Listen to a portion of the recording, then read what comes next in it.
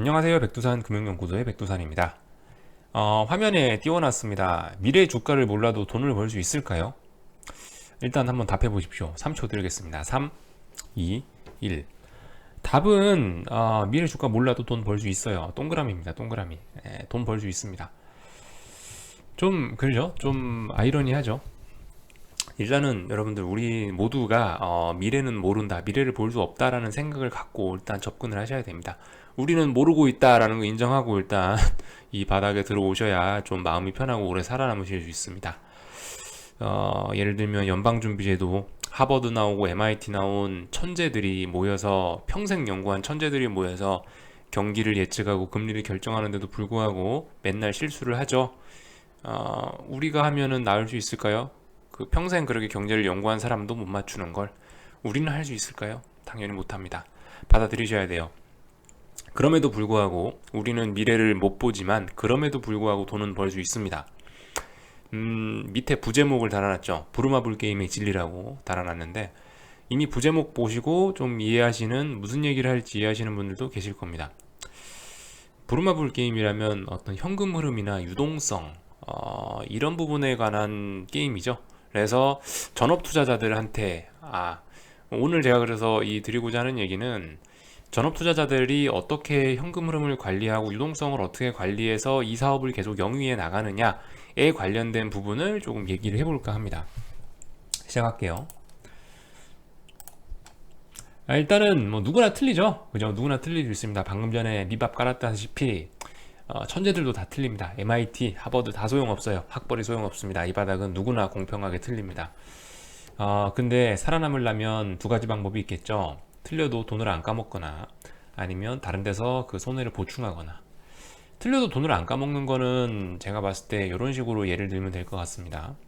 지금 현재 상황에서 2019년 12월 12일 목요일 오전 12시 다 돼간 이 상황에서 삼성전자와 뭐 강남부동산 이 정도로 예를 들어 볼까요? 뭐 지금 당장 삼성전자와 강남부동산 뭐 건물을 매수했지만 단기적으로 잘못될 수 있죠, 분명히. 하지만 단기적으로 마켓 타이밍을 틀렸다 하더라도 조금만 지나면 그 손해를 뭐 메꿀 수 있을 거예요. 그만큼 안전한 자산을 하라는 거죠. 안전하다고 생각되는, 모두가 안전하다고 인정하는 그런 거 해라. 그런 거 하면 적어도 마켓 타이밍은 틀릴지언정 어쨌든 궁극적으로는 까먹지 않고 아니면 수익을 내고도 나올 수 있다라는 얘기이죠. 2번은 여러분들 누구나 다 아는 얘기. 근데 우리가 이 2번에 대해서 좀 자세히 이번 시간에 지금 얘기를 해보려고 하는 겁니다. 다른 데서 어떻게 손해를 보충할 것인가, 이런 거에 관련된 부분입니다. 당연히 여러분들 일단 분산 투자를 떠올리시겠죠. 분산 투자. 근데 이 책에서 나오는 여러 종목을 단순히 많이 사서 위험을 나눠라 라는 그런 차원의 분산 투자가 아닙니다. 솔직히 저거는 좀 의미가 없는 것 같아요. 단순히 여러 종목을 많이 갖고 있으면 뭐해요? 어차피 개별 주식 하나하나가 불확실성으로 가득 찬 폭탄인데 언제 터질지 모르는 폭탄을 여러 개 들고 있으면 안 터집니까? 그죠? 재수 없으면 골고루 터질 수도 있어요. 우리가 제일 이상적으로 생각하는 분산 투자는 여러 폭탄을 들고 있지만 그 중에 한두 개가 대박이 터져가지고 잘 되는 케이스를 생각하겠지만, 현실적으로는 우리 여러분들 분산 투자 계좌에 5종목 10종목 들어 계신 분들 생각해 보세요. 이게 5종목 10종목 중에 한두 종목 잘 되는 게 아니고, 이게 대부분 한두 종목 잘 되는 거를 8개 종목 아니면 잘 안 되는 한두 종목이 다 까먹죠. 한두 개 폭탄이 크게 터져갖고 계좌를 왕창 갉아먹지 않습니까? 분산 투자는 제가 봤을 때 이거는 솔직히 큰 의미가 없는 것 같아요. 전통적인 개념에는 분산 투자는 의미가 없는 것 같고, 분산 투자를 이러한 개념으로 보자는 겁니다. 예를 들면 삼성전자가 하듯이, 삼성전자는 사업부가 여러 가지가 있죠. 핸드폰 만드는 사업부가 있고, 반도체 만드는 사업부가 있고, 뭐 백색 가전 만드는 사업부가 있고, 또 그리고 하만카돈 이번에 인수했지 않습니까? 하만 사업부가 있습니다. 총 4개의 사업부가 있죠. 삼성전자처럼 이렇게 여러 개의 사업부를 운영한다라는 식으로 그런 개념으로 분산 투자를 갖고 가야 되지 않나라는 생각이 듭니다. 이렇게 해야 좀 전업 투자자가 계속 현금 흐름을 만들어낼 수 있고, 주가가 좀 하락하고 몇몇 사업부가 실패 나더라도 다른 몇 개 사업부가 벌어오는 돈으로 나는 먹고 사는 거죠. 대충 어떤 의미인지 아시겠죠? 분산 투자를 2번의 개념으로 우리 갖고 가보자라는 겁니다. 여러 사업부를 운영하자. 구체적으로 방법론으로 좀 들어가 보겠습니다. 이 얘기를 아무튼 그죠? 사업부를 분할한다는 얘기가 그러니까 방금 말씀드렸다시피 뭐 지금 삼성전자 딱 그렇지 않습니까?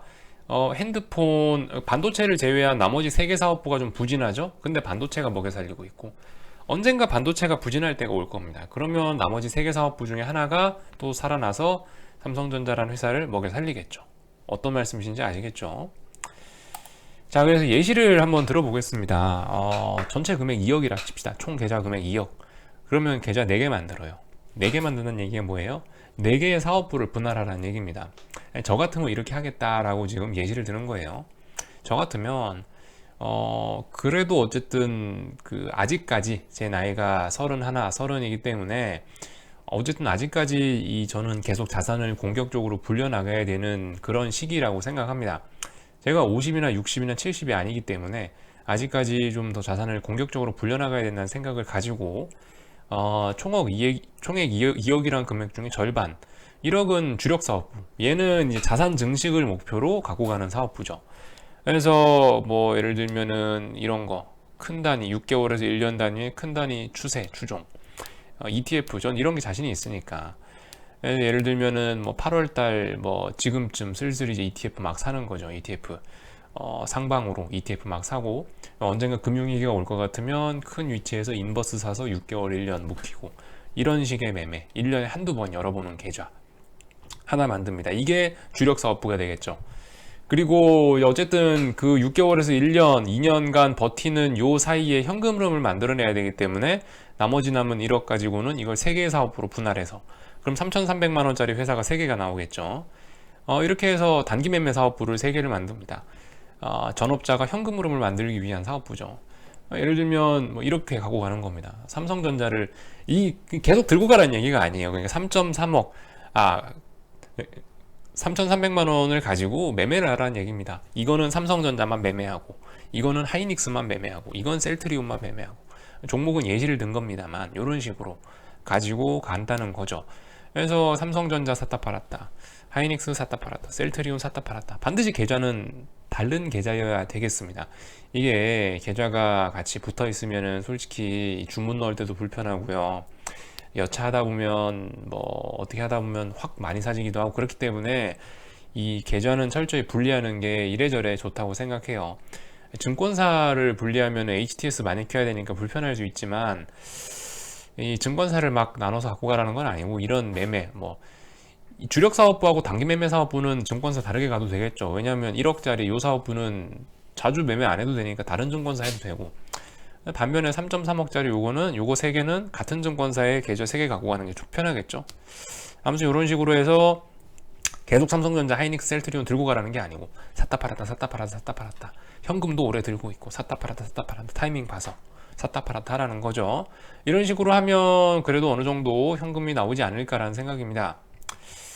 여기에 더해서 추가적으로 이런 전략도 쓸 수 있죠. 어쨌든 이것도 현금 굴리는 사업이기 때문에 우리 사업자들은 레버리지라는 걸 쓸 수 있죠. 그리고 요즘 그게 굉장히 쉬워졌어요. 대출, 여러분들이 대출 받는 거, 스탁론이라는 거, 뭐 신용, 미수. 솔직히 미수는 좀 부정적으로 봅니다. 뭐 워낙 짧은 기간에 대출을 해서 쓰는 거기 때문에 그런 건 좀 위험하다고 보고 신용 3개월 아니면 스탁론 거의 만기도 없이 갖고 가기 때문에 이런 식의 좀 장기적인 대출을 일으켜서 갖고 가는 건 제가 봤을 때는 이런 거는 본인이 컨트롤할 수 있으면 굉장히 좋은 것 같아요. 대출 자체가 나쁜 건 아니죠. 여러분들 부채가 나쁜 게 아닙니다. 예를 들어서 뭐 여러분들 뭐 톱질해서 나무를 자른다고 생각합시다. 그죠? 톱질하다 손가락을 잘랐어요. 톱이 나쁜 건가요? 톱을 잘못 써서 손가락을 자른 내가 잘못한 건가요? 그죠? 톱이 나쁜 건 아니에요. 그죠? 손가락을 자른 사용자의 과실일 뿐이지. 똑같습니다. 부채도 그래요. 부채 자체는 나쁜 게 아니에요. 본인이 잘 사용하면 정말 환상적인 부채가 될 거고 본인이 못 사용하면 나를 망하게 하는 끔찍한 재앙이 될 겁니다. 어쨌거나 부채는 현명하게 잘 사용하시라는 거고 아무튼 뭐 예를 들어서 3,300 갖다가 뭐 이렇게 매매를 하고 있는데 생활비가 좀 더 필요해. 난 좀 더 벌어야겠다라고 생각하고, 아니면 이건 진짜 큰 기회다라고 생각하면 3,300짜리 계좌에다가 스탁론을 좀 써가지고 뭐 최대 뭐 400% 이렇게까지 나오니까 그렇게 해서 스탁론 해서 물타기 아니면 불타기도 할 수 있는 거죠. 여기서 중요한 거는 예를 들어 삼성전자를 내가 샀다 팔았다는 그 삼성전자 사업부가 안 좋아요. 좀 계좌가 좀 마이너스가 많이 났어. 그러면 다른 사업부에서 돈 꺼오지 말라는 겁니다. 아시겠죠? 다른 사업부에서 차입해서 다른 계좌에 있는 돈을 삼성전자 하는데 갖고 오지 말라, 이런 얘기입니다. 스탁론 조금 이용해서 물타기 하시든가 아니면 그냥 가만히 들고 계시든가. 아시겠죠? 그러니까 이 사업부를 합치면 안 돼요. 사업부를 합쳐서 통합해버리면은 보세요. 현금이 나올 가능성이, 현금을 만들어낼 수 있는 사업부가 3개가 있는데 뭐 하이닉스 사업부를 삼성전자를 사버린다. 그렇게 되면 어떻게 돼요? 현금으로 만들어낼 수 있는 사업부가 2개로 줄어버리죠. 그럼 좀 위험하게 되는 겁니다. 어쨌든 내가 예를 들어 실수해서 삼성전자를 말아먹었어. 말아먹었더라도 다른 계좌에서 돈 빼서 넣지 말라는 겁니다. 차라리 적당히 대출을 활용하시거나 하는 게 훨씬 나을 것이다. 왜냐? 지금 이렇게 사업부를 분할하는 목적은 뭐다? 처음에 말씀드렸다시피 원활한 전업 투자자니까 원활한 현금 흐름을 만들어내기 위해서 이렇게 하는 거다. 그러니까 스탁론을 좀 적당히 활용하는 방법으로 이런 식으로 할 수도 있을 것 같다라고 말씀드리는 겁니다. 절대 사업부 통합하지 마시라는 거, 이런 얘기를 좀 드릴게요. 자, 아무튼 이런 식으로 해서 주력 사업부는 돈이 묶여 있고, 그리고 나머지 이제 3개의 3,300만 원짜리 작은 사업부에서 수익금이 나올 거 아닙니까? 그럼 그 수익금 관리해야겠죠. 반드시 여러분들 인출하셔야 되고요. 반드시 인출하셔야 되고, 그리고 이 수익금 이거는 증권 계좌가 아니고 따로 인출하셔서 따로 다른 은행 계좌, 연계 계좌, 증권 연계 계좌 만드셔서 다른 은행에다 빼놓으시고요. CMA 하셔도 되고, 아무튼 주식시장에 쉽게 못 들어오게 하세요. 그 돈을 수익금은 따로 모아서 따로 계좌를 만들어 놓으시고, 참고로 이 수익금 계좌에서 바로 생활비 인출하진 마시고, 솔직히 그건 좀 관리가 안 되는 것 같습니다. 그래서 본인의 생활비, 전업투자자가 본인의 생활비를 인출해 쓰는 계좌하고, 그리고 수익금을 인출해서 모아놓는 계좌는 반드시 분리시키기를 권장을 드리겠습니다. 생활비 계좌 따로 만들어놔야 내가 한 달에 얼마 쓰는지도 나오고 앞으로 얼마를 써야겠다라는 어떠한 그런 월급쟁이식의 어떠한 좀 그런 계산이 나옵니다. 무분별한 과소비와 낭비를 막기 위한 그런 방법이라 할 수 있겠죠. 그래서 수익금 계좌와 어쨌든 본인의 생활비 계좌는 따로 분리하자라는 얘기. 여기서 사업을 불릴 수도 있는 거죠. 만약에 수익금 계좌가 차고 넘쳤다. 수익금 계좌에서 생활비 빼쓰는데도 수익금 계좌가 다시 예를 들어 3,300만 원 뭐 이렇게 또 됐어요. 그럼 또 사업을 또 만드세요. 그러면 어떻게 돼요? 3,300만 원짜리 계좌가 이제 4개가 되는 거죠. 아까 3개에서 출발했는데 수익금이 많아져서 4개가 되는 거예요. 4개가 되면 어떻게 돼요? 그러면 앞으로 현금 흐름이 생길 가능성이 더 많아지겠죠. 하나, 둘, 셋, 넷. 네, 이렇게 될 겁니다. 그렇게 하다가 어떻게 돼요? 나중에 어느 정도 그것도 사실 그 사업부를 너무 많이 늘리면 안 되겠죠. 적당히 돈 덩어리 한 3개, 4개 정도가 적당할 것 같고, 그게 나중에 너무 많아진다라고 하면 또 다시 크게 통폐합해서 주력 사업부에 좀 더 돈을 밀어준다든가, 좀 더 내 미래에 많이 투자를 한다든가, 이런 식으로 나가면 되겠죠.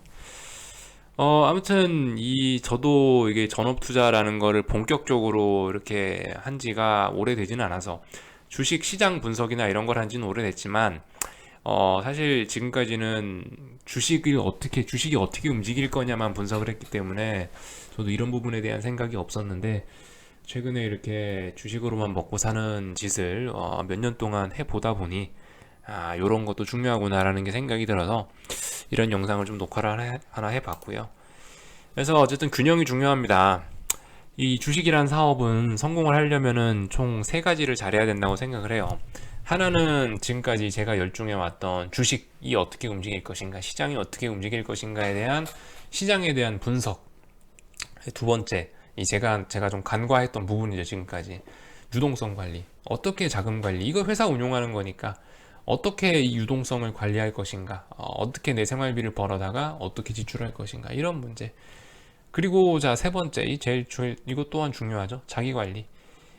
주식에서 남아도는 이 어마어마하게 많은 시간을 어떻게 소비해서 나한테 유리하게 갖고 갈 것인가. 그리고 이 남아도는 시간, 이게 사실 또 어쩌면은 이것도 괴로움의 원인일 수도 있습니다. 시간이 많다는 거. 이것도 사람을 괴롭게 할 수도 있거든요. 어쨌든 그러면은 심리, 이 많은 시간 안에 내 마음 상태를 어떻게 또 관리를 하느냐, 이런 것들. 주식이 까였을 때 이 괴로움, 주식이 올랐을 때 팔고 싶은 이 괴로움, 이 수많은 괴로움들을 어떻게 관리할 것이냐, 그런 것들. 이 세 가지를 결과적으로 다 같이 잘 관리를 해줘야 성공을 할 수 있다고 생각을 합니다. 제일 중요한 거 세 가지죠. 그죠? 보통 이제 1, 3번까지는 유명해요. 그죠? 1, 3번까지는 주식하는 사람들 사이에서 유명하게 1, 3번은 유명합니다. 주식 시장 분석은 너무나들 하고 싶어 하는 거고요. 미래 주가를 알으려고 그렇게 노력하는 거. 이게 대부분 사람들이 많이 하는 건데 너무 사실 한국 사람들은 1번에만 매달리고 있는 것 같다라는 생각이 드는 거죠. 3번도 요즘엔 좀 중요하게 생각하는데 그에 못지않게 사실 2번의 중요성이 좀 간과되고 있는 것 같다. 저도 사실 2번을 간과하고 있었는데 이번 어쨌든 이런 영상을 녹화함으로 인해서 좀 더 이거에 대한 생각이 좀 정리가 된 것 같습니다. 아무튼 여러분들 그 유동성 관리에 대한 부분 한번 좀 잘 생각해 보십시오. 어떻게 자금을 굴릴 거냐에 따라서도 그죠? 이것도 굉장히 중요한 문제예요. 시장 분석 뭐 이런 것도 열심히 하시고요. 자기 관리도 열심히 하시고. 참 어렵죠, 주식이란 사업. 자, 아무튼 한번 집에서 보시고 한번 잘 생각해 보시기 바랍니다. 영상은 여기서 마치고요. 질문은 리플로 남겨주시면 또 답변 드리도록 하겠습니다.